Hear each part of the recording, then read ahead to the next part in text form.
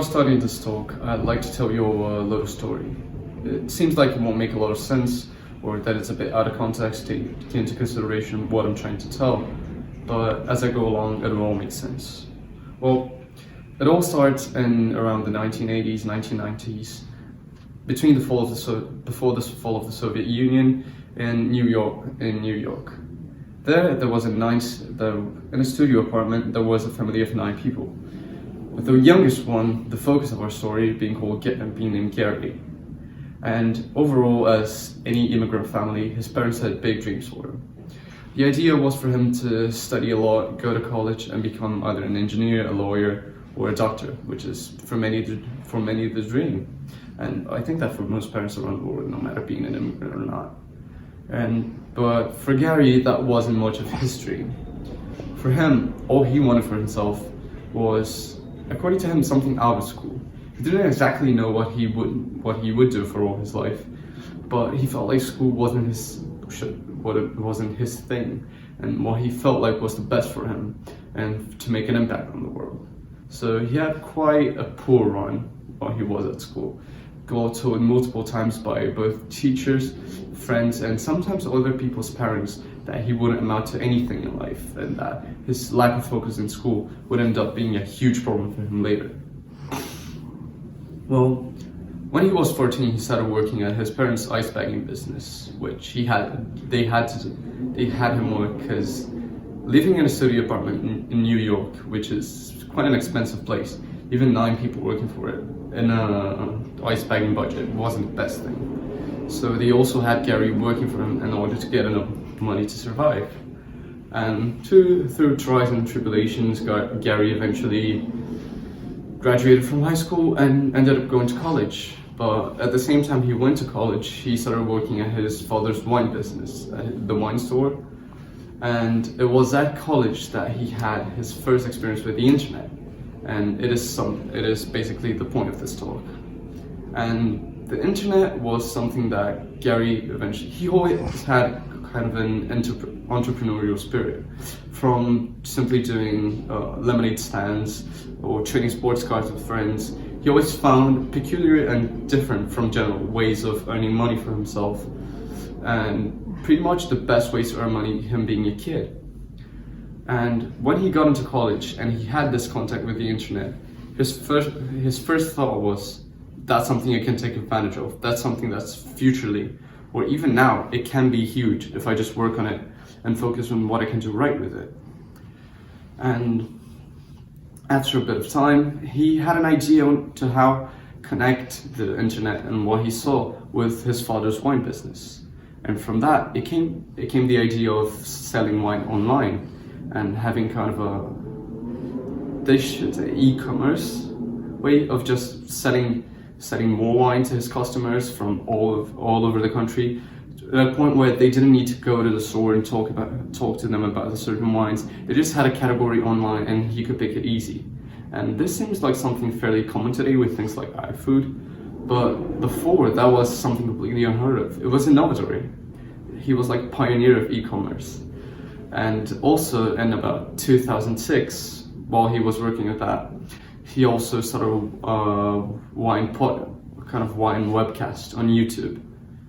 And okay, that's kind of the story. But the thing is, you might be wondering, that's a cool story and all, it's a kind of a cool success story, but how does this relate to the topic that I'm trying to talk about? Well, the boy Gary, today known as Gary Vaynerchuk, who has a net worth of over $168 million, owns the New York Jets and is the CEO of multiple companies. 2 of them, the most profitable companies, being one of web marketing and working on the internet as your partner for your business and your personal gain, and the second one being evolving from the wine business that he carried out with his father. That with the online sales idea and the wine webcast grew in profit of about 2,000% and just ended up using the internet for the massive growth of all his businesses and just his personal brand in general. And pretty much that's the focus of this talk.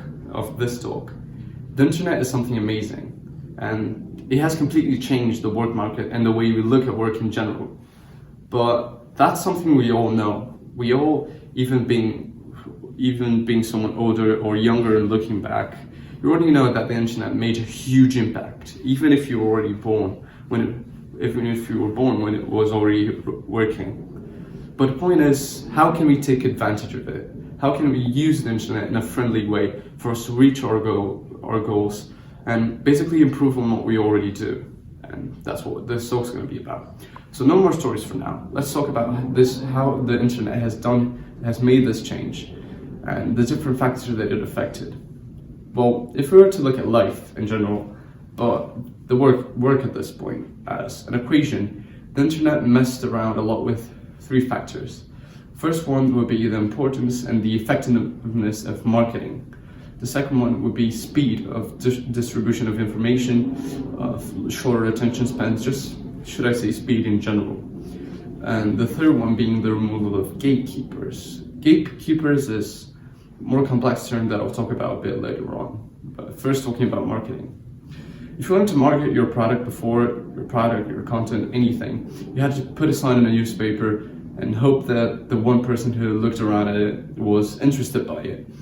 And with the diversification of content being a bit of a smaller pond, yes, back then, it was difficult to find something people would like, and even to get them to pay attention to what you had to say. But in today's platforms and websites like Instagram, Snapchat, Twitter, everything, things like that, it's such a huge platform that someone's bound to find your content at some point.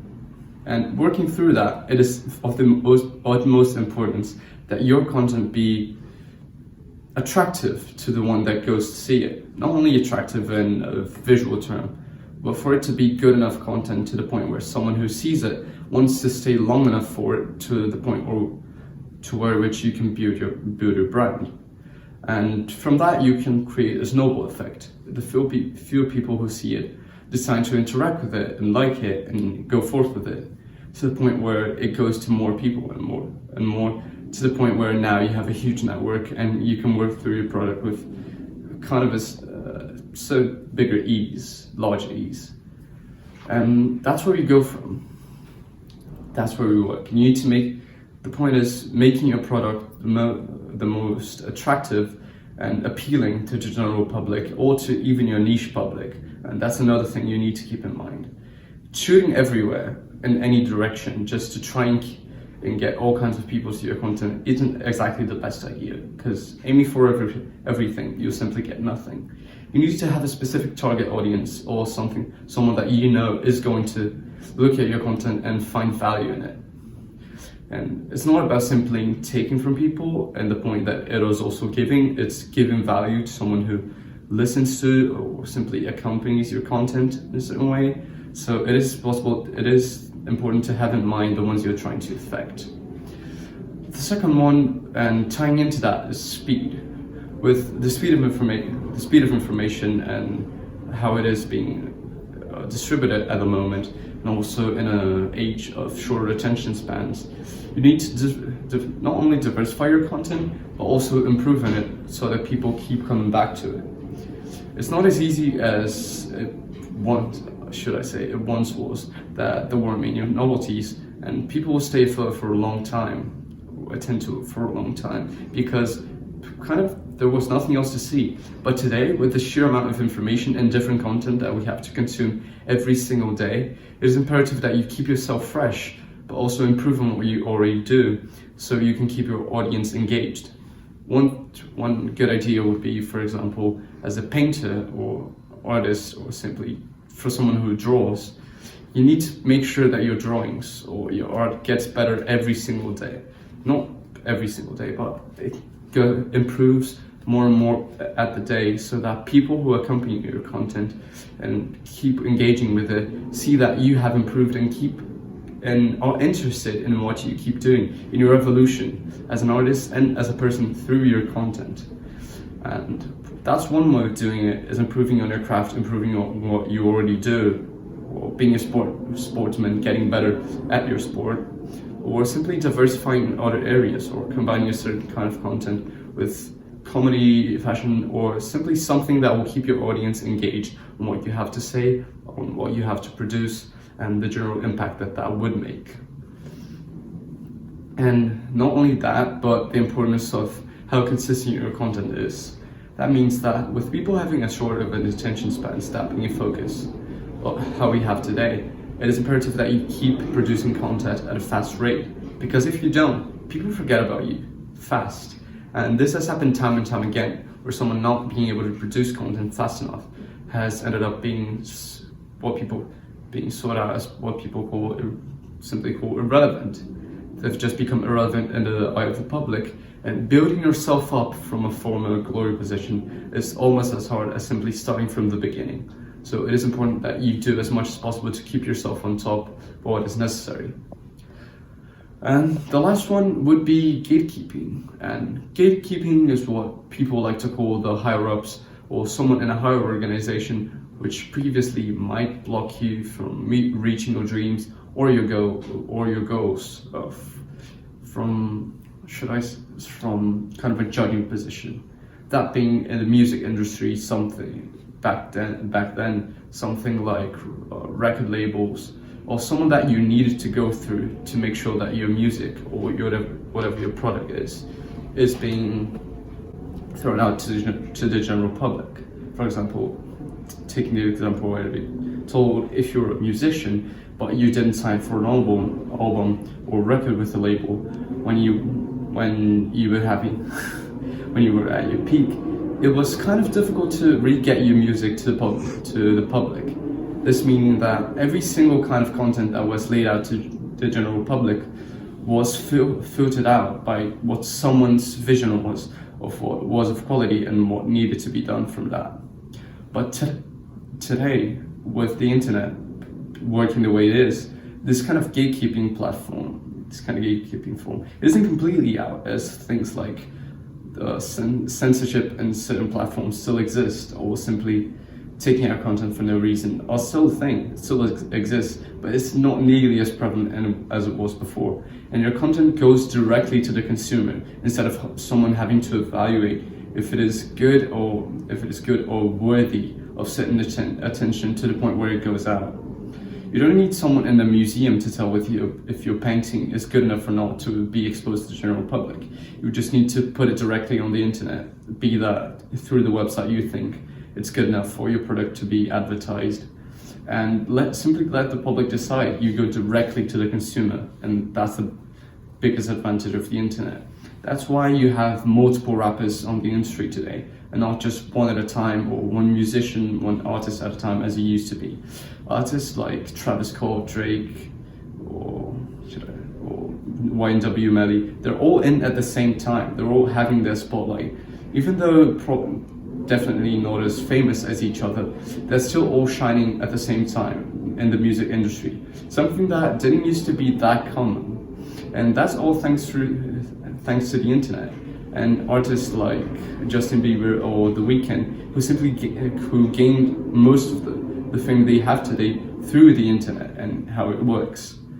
And using this last example, that if you're going to take anything away from this talk, besides what I have already told you, it is that how the world is working today and how it is all laid out, there is no better age to follow your dreams.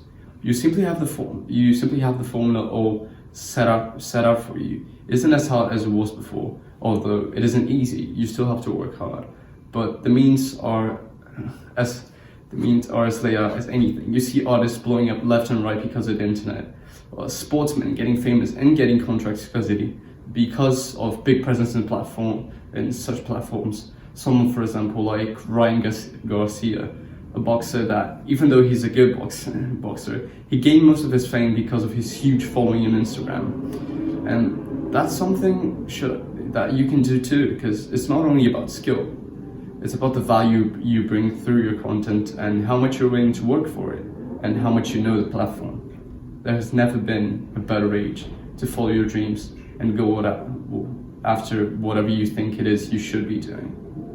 Thank you for watching.